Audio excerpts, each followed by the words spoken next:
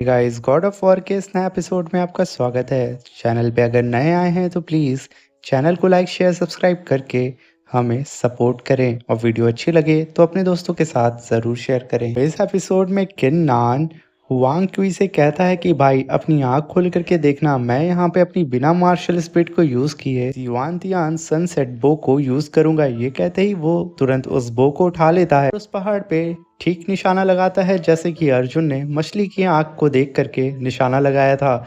और किन्नान का निशाना जैसे ही सेट हो जाता है वो तुरंत तीर को पीछे खींच करके छोड़ देता है, जिसकी वजह से वहाँ पे इतना बड़ा स्पिरिचुअल ब्लास्ट होता है और वो तीर रॉकेट की तरह सीधा उस पहाड़ की ओर बढ़ रही होती है और जा करके सीधा उस पहाड़ में धंस जाती है। जो देख करके सब एकदम हैरान हो जाते हैं क्योंकि किन्नान ने यहाँ पे 99,999 पॉइंट्स को गेन किया था, जो कि अब तक का सबसे बड़ा रिकॉर्ड था। ये देख करके हुआंग कुई और जितने भी डिसाइबल होते हैं उनके मुंह खुले के खुले रह जाते हैं कि किन्नान इतना ज़्यादा पावरफुल कैसे हो सकता है। तभी किन्नान हुआंग कुई से कहता है कि ओए छोटे, इधर देख ले, मुंह खोलना बंद कर वरना मक्खी घुस जाएगी। देख, मैंने कुछ सेकंड में बिना ही अपनी मार्शल स्पीड को यूज़ किए उस पहाड़ को हिला डाला ना। हुआंग कुई किन्नान से कहता है कि किन्नान, जहाँ पे तुम इतना भी प्राउड फील मत करो कि तुम्हें लगता है कि तुमसे बड़ा जीनियस यहाँ पे कोई भी नहीं है। तभी किन्नान कहता है कि मैं तुझसे बड़ा जीनियस हूँ ना, ये काफ़ी है। और ये कहते हुए वो अपने कार्टून अवतार में आकर के कहता है, ले मेरा पिछवाड़ा तू चाट ले, आजा आजा आजा आजा, अभी तो तू शेर बन रहा था ना, क्या हुआ। ये कह करके वो हुआंग को छेड़ रहा होता है और काफ़ी टशन में उसके करीब आके कहता है कि ना जाने कहाँ कहाँ से छछूंदर आ जाते हैं मुझसे कंपटीशन करने के लिए। तभी होस्ट किन्नान के पॉइंट्स को देख करके उसे इस राउंड का यानी कि सेकंड लेवल का विनर बना देता है। और ये सुन करके सबके सब एकदम हैरान हो जाते हैं कि किन्नान ने इस सेकंड लेवल को भी बहुत अच्छी तरीके से कॉन्कर कर लिया। आधे लोग तो अभी भी किन्नान के उस बो शूटिंग स्टाइल को देख रहे होते हैं, आई मीन इमेजिन कर रहे होते हैं कि कैसे उसने उस बो को यूज़ किया। और तभी होस्ट उन सब के रिवॉर्ड्स को दे देता है और बल्कि किन्नान जो कि फर्स्ट आया था उसे 3 हाई ग्रेड की स्पिरिचुअल पिल बॉक्स मिलते हैं। और होस्ट कहता है कि यहाँ पे 5 टॉप डिसाइबल मिल चुके हैं और वो 5 टॉप डिसाइबल अब थर्ड राउंड में जाने वाले हैं और बाकी जितने भी डिसाइबल हैं वो लोग अब यहाँ से जा सकते हैं। ये कहते ही होस्ट तुरंत अपने हाथ को उन सारे हारे हुए डिसाइबल की ओर करता है और कहता है चल चल दफ़ा हो जाए यहाँ से। और किन्नान और उन पांचों से कहता है कि तुम लोग अब इस कंपटीशन के विनर हो चुके हो, तो तुम लोग अब नेक्स्ट लेवल के लिए जा रहे हो। ये कह करके उन लोग को टेलीपोर्ट करके नेक्स्ट लेवल की ओर भेज देता है। होस्ट बाकी भी डिसाइबल को वहां से भेज देता है जो कि इस लेवल को हार चुके थे। तभी पीछे से धमाका होता है, होस्ट पलटता है और उसका मुंह खुला का खुला रह जाता है क्योंकि वो जो पहाड़ होता है वो चकनाचूर हो जाता है। तभी वो कहता है कि आज तक 3000 साल में कोई भी इतना ज़्यादा पावरफुल नहीं था जिसने इस पहाड़ को हिला नहीं बल्कि उखाड़ डाला। आखिर किन्नान के पास कितनी ज़्यादा पावर है। और यही सीन शिफ्ट होता है, हम देखते हैं हारे हुए डिसाइबल टेलीपोर्ट होकर के बाहर आ जाते हैं और तभी एल्डर तियांग एल्डर लाओ फैंग से कहते हैं कि भाई सुन, मेरा डिसाइबल किन्नान फर्स्ट लेवल के साथ साथ सेकंड लेवल पे भी फर्स्ट आया है। ये कह करके वो हंस रहे होते हैं और कहते हैं कि यार वो तो सेकंड लेवल को भी एक्सीडेंटली जीत गया, मुझे तो ये यकीन नहीं हो रहा है कि वो तुम्हारे डिसाइबल हुआंग कुई से थोड़ा सा ज़्यादा पावरफुल निकला। और ये कह कर के वो एल्डर लाओ फैंग को छेड़ रहे होते हैं और उसके मज़े ले रहे होते हैं। यहाँ पे एल्डर लाओ फैंग वो तो बेचारा अपने दांत को पीस करके रह जाता है। तभी सीन शिफ्ट होता है, वो टॉप 5 डिसाइबल सीधा थर्ड लेवल पे आ जाते हैं और वहाँ पे आकर के उनके मुंह खुले के खुले हो जाते हैं क्योंकि वो लोग चारों तरफ खाई होती है और बीच में एक पहाड़ के ऊपर खड़े होते हैं। तभी लू कहती है कि इस क्लाउड की स्पिरिचुअल पावर तो बहुत ज़्यादा है, मैं ऐसा फील कर रही हूँ कि मेरी पूरी बॉडी रिफ्रेश हो चुकी है। इस बात को सुन करके मोटू भी कहता है कि हाँ मेरी जान, तुमने सही कहा है। वहाँ पे एक ग्रैनी आती हैं जो कि इस थर्ड लेवल की इंचार्ज होती हैं। वो आते हुए कहती हैं कि तुम सबका स्वागत है थर्ड लेवल पे और तुम सबको यहाँ पे 3 जाइंट स्पिरिचुअल पिल को रिफाइन करना होगा। ये सुन करके लू कहती है कि आखिर हम लोग बिना फर्नेस के यहाँ पे कैसे रिफाइन कर सकते हैं। और वो ग्रैनी की ओर देखने लगती है। तभी ग्रैनी स्टिक को ज़मीन पर पटकती हैं और वहाँ पे एक लैंप अपीयर होता है। और उस लैंप को देख करके ग्रैनी कहती हैं कि अगर यहाँ पे तुम सबको एल्केमी फर्नेस मिल जाता तो ये कंपटीशन बहुत ज़्यादा इजी नहीं हो जाता और तुम लोगों को फिर यहाँ पे वू युआन पवेलियन में आने की ज़रूरत ही क्या होती? और ये कह कर के वो उस लैंप के अंदर एक कैंडल जला देती हैं और कहती हैं कि ये कैंडल बुझने से पहले तुम लोगों को उस पिल को रिफाइन करना होगा। यहाँ पे सीन शिफ्ट होता है और हमें बाहर का सीन दिखाया जाता है जहाँ पे मास्टर लाओ फैंग कह रहे होते हैं कि ये कंपटीशन बहुत ही ज़्यादा टफ होने वाला है क्योंकि इन लोगों को 3 जायंट स्पिरिचुअल पिल जो रिफाइन करनी है। ये सुन कर के तभी जून की मास्टर कहती है कि इस पिल को रिफाइन करने के लिए कल्टीवेटर की मार्शल सोल बहुत ही ज़्यादा पावरफुल होनी चाहिए, तभी वो कल्टीवेटर उस 3 जायंट स्पिरिचुअल पिल को रिफाइन कर सकता है। उस लेडी मास्टर की बात को सुन करके वाई हाउ का मास्टर कहता है कि यंग मास्टर वाई हाउ के पास एक purple heart tiger martial spirit है और अगर वो अपनी पूरी स्ट्रेंथ का यूज़ करेंगे तो वो 3 जायंट स्पिरिचुअल पिल को रिफाइन कर सकते हैं, मगर बस उन्हें अपनी purple heart tiger martial spirit पे भरोसा रखना होगा। और मुझे लगता है कि ये कंपटीशन वही जीतेंगे। अभी हम देखते हैं कि मास्टर तियान वहाँ पे बिना कुछ बोले चुपचाप वहाँ पे खड़े होते हैं।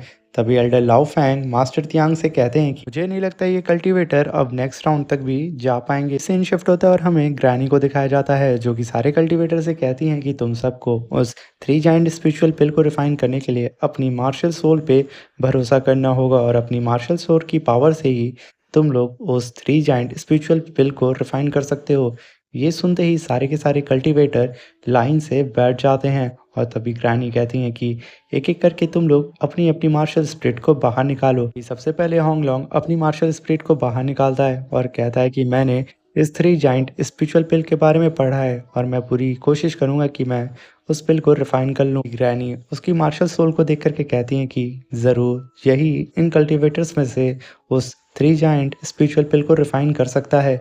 ये कह कर के वो काफ़ी ज़्यादा खुश हो रही होती हैं, मगर तभी ग्रैनी की नज़र उसके बगल में बैठी लू के पे पड़ती है और वो लू को देख के काफ़ी शॉक्ड हो जाती हैं क्योंकि उसके पास पियानो की मार्शल स्पिरिट होती है। उस मार्शल स्पिरिट को देख कर के ग्रैनी जहाँ पे होंगलोंग की तारीफ़ कर रही थी, वो अब लू की तारीफ़ करना शुरू कर देती हैं और उन्हें लगता है कि लू इस कॉम्पिटिशन को जीत जाएगी। ये कह कर के वो लू को काफ़ी गौर से देख रही होती हैं। फिर उनकी नज़र हुआंग कुई पे पड़ती है। हुआंग कुई अपनी मार्शल स्पिरिट को अवेक कर रहा होता है जो कि उसकी एशियंट स्वॉर्ड होती है, जिसे देख कर के ग्रैनी कहती हैं, ये तो एक नंबर का निठल्ला निकला। मैं तो सोच रही थी कि इसके पास एक अच्छी खासी मार्शल स्पिरिट होगी जिससे ये 3 जायंट स्पिरिचुअल पिल को रिफाइन कर सकता है, मगर ये तो एकदम ही बकवास है, नील बटा सन्नाटा। तभी ग्रैनी की नज़र सीधा मोटू पे पड़ती है। मोटू अपनी मार्शल स्पिरिट को अवेक कर रहा होता है जो कि purple heart tiger martial spirit होती है। उस मार्शल स्पिरिट को देख कर के ग्रैनी एकदम खुश हो जाती हैं और ब्लश करने लगती हैं और वो